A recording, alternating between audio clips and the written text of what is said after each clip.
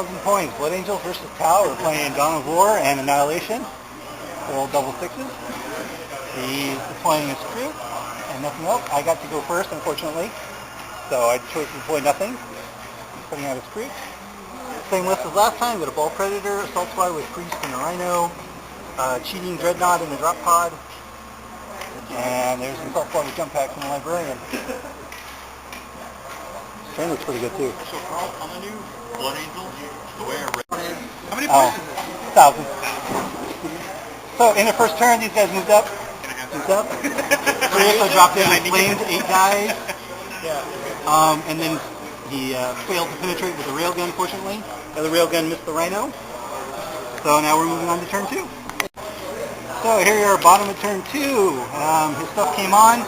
Everything shot the crap out of his squad, but thanks to Feel No Pain, I only took 4 casualties. They passed their leadership. The railgun blew up the Ball Predator, and the other railgun failed to penetrate on the Dreadnought. Oh, and those guys are dead, thanks to the Blood Challenge. So now we're moving on to turn 3. Okay. On a 9. How many trucks do you have? We're good.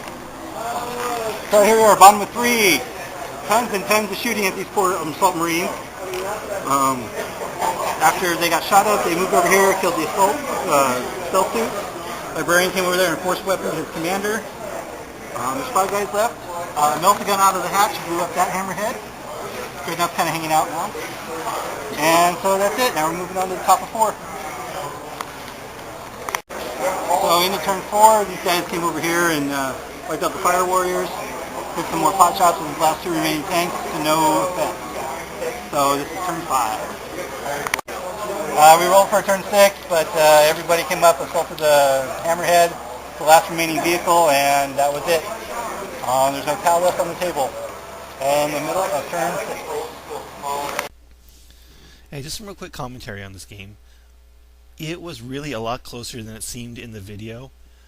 He was a new player actually, and so most of the game I was spending my time, making recommendations on options of what he can do. The nice thing about Tau is they have a lot of options on what you can do with the units, especially deep striking and stuff like that. But it really was a lot closer than it seemed. If he had been able to wipe out my Jump Pack squad, that would have been a bunch of kill points, and then the rest of my army would have been out of position to do any damage. So that was kind of probably my own fault, because I should have put the other assault squad on the same side as the Jump Pack squad instead of going after and just depend on the Dreadnought to take out the Kroot, which it did, by the way. But really, this game came down to Feel No Pain. To be perfectly honest, if it hadn't been for Feel No Pain, that Jump Pack squad would have been wiped out very easily. Like the one turn where I took 42 shots from the Fire Warriors and the Stealth Suits, and I lost 3 guys from combined fire. It was just insane, the volume of fires I was able to absorb with that double save. And of course, unfortunately, his railguns didn't do a lot of damage either. They blew up the Ball Predator, but they each took 2 shots at the Dreadnought and the other Rhino, and did no damage from all 4 of those shots. Like, when you shoot a Rhino, you don't do any damage. And with a railgun, that's kind of depressing. So it really was, as I said, a lot closer than it seemed.